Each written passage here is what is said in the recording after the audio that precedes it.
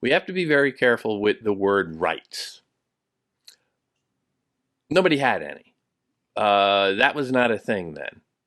The first real creation of the idea of human rights would be the Declaration of Independence, and the U.S. is far from a thing at this point. The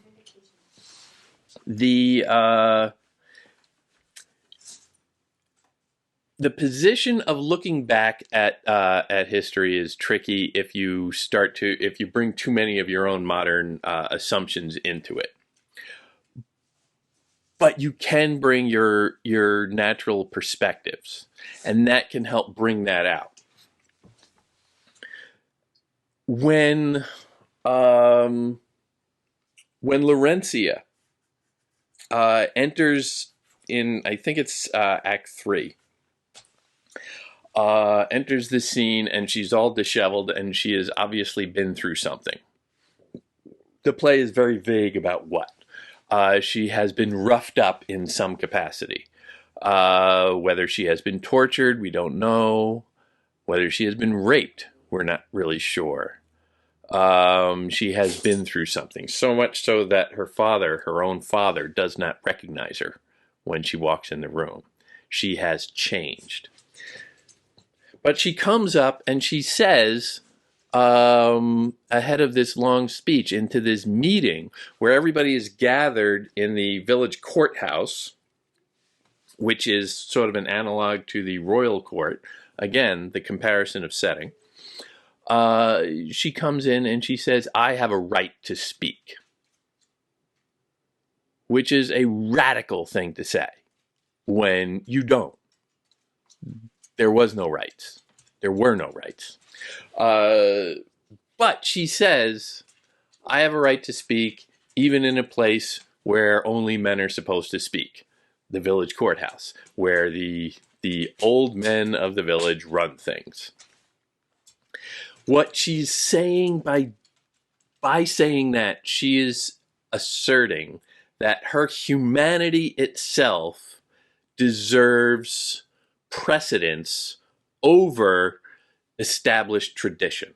She is saying, I have a right to speak based on the fact that I am a human being, and you can't stop me because everybody agreed generations ago that women should say nothing. A core element of the Renaissance is that position of challenging authority and tradition. The Renaissance, of course, means rebirth. It is a rebirth of classical traditions, so they are very invested in long-standing cultural manifestations and customs. But at the same time, that is also a sense of perspective on them, of critique of them, so that you don't just take everything automatically. You think about it. You question, well, why is it like that? Why can't a woman say something in public? Why can't a woman vote? Why can't a woman do anything and be respected for it? Now, that is a radical move.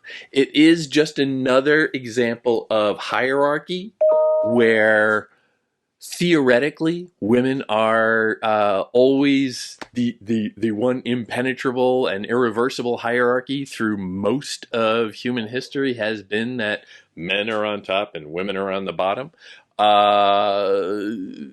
In this play about challenging hierarchies, about the frustrations and anger that builds up, the rage that builds up from these inflexible hierarchies, the gender hierarchy is unavoidably among that.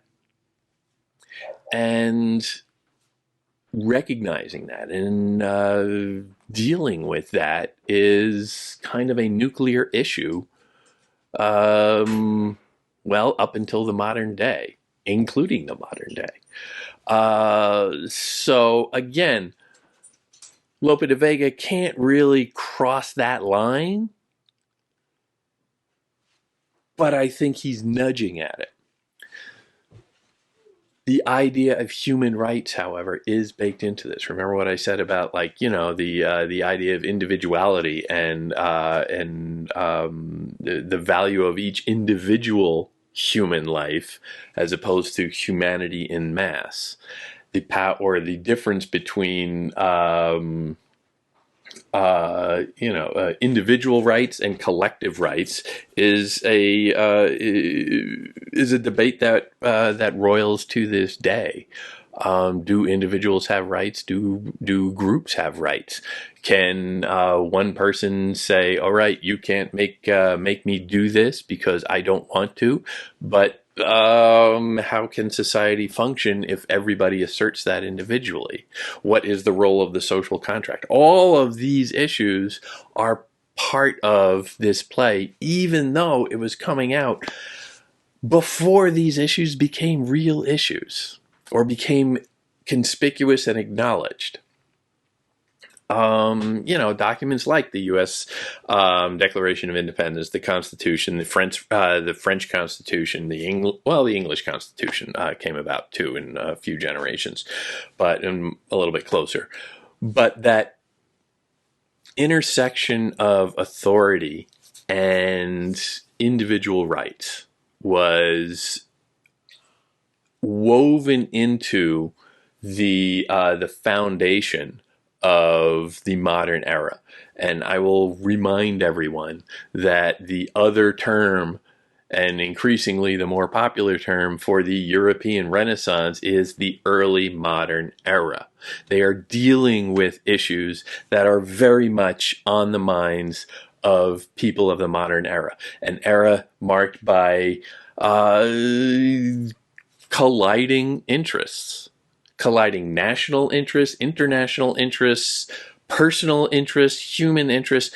Everybody is interwoven in a way that at no other time in human history before even came close. And some of this is technological because we can communicate and we can travel with much greater freedom. Some of this is economic just because people are moving around and moving to cities and intersecting with one another instead of just, hey, I was born on this farm and my great-great-great-great-great-great-great-grandfather cleared the woods for this farm and our family has always been here and I'm going to die here and I'm going to be buried right over there and my kids will probably be born here and die here too. That model of life was breaking down. And it's just another sign of the instability of the time, the uncertainty of the time that people were grappling with. And the great art of the era struggles with this and represents this and tries to work out how these problems work, or how these problems not necessarily resolve, but what are the underlying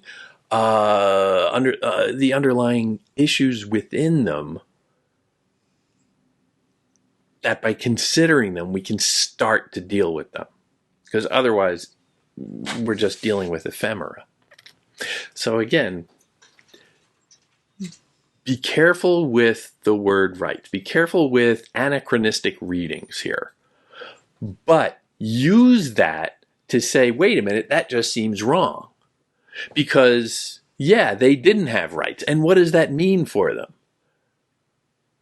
And how are my assumptions about human rights coloring the way I'm reading this? Use that as your entryway in. Anytime something in a work of art of any medium, anytime something strikes you as, what? What is that? What the hell did they do that for? That looks weird. Anything like that, use that as your entry point. Because you can start to unspool the whole thing from there. Once you get in and you just start fooling around, noodling your way through, it makes a lot more sense. You can start to make sense of the art. You can start to have it speak to you and have ideas with it. It is involving you at that moment by poking you. And maybe it's poking you in a way that the artist didn't intend. Who cares? Lope de Vega is worm food by going several centuries back at this point. It doesn't matter what he wants you to take away from this. If you can find something in it that is significant, if you can find something in it that has meaning now, that's all you need for it to be a great work of literature. And understanding that, trusting your instincts, trusting your capacity to figure something out just by jumping in and seeing what grabs your interest. That is the essential mode for dealing with everything, quite frankly. Trust your own basic intelligence to be able to figure stuff out. There is a lot of art in the world that is deliberately very confusing, and that's, for different purposes. But most of it, you can get an idea of what's going on. You can sort of puzzle it out. It's like, all right, I got the basics. Some of the fine points are kind of getting away from me. I'll let people write PhD dissertations on that. I don't care. But the bulk of it, all right, I see what they're getting at there. And the world is much richer if you trust yourself with that. If you trust yourself to get in and just become involved and not just let art and media and stuff wash over you. There's no fun in that. That's just being a punching bag. But if you can lean in, take an interest, exercise your head a little bit, the world's a lot more interesting. You start to appreciate it more. You start to laugh more. You start to think more. You get more of the jokes. Everything makes more sense. And you are more prepared for the next thing that life is going to throw at you. Because you have the experience of saying, okay, I don't know what this is that just got dumped in front of me. I don't know what happened that, I turned a corner and suddenly everything I thought I knew went kerflooey. But I've figured stuff out before. Let's just take this one bit at a time. That's life.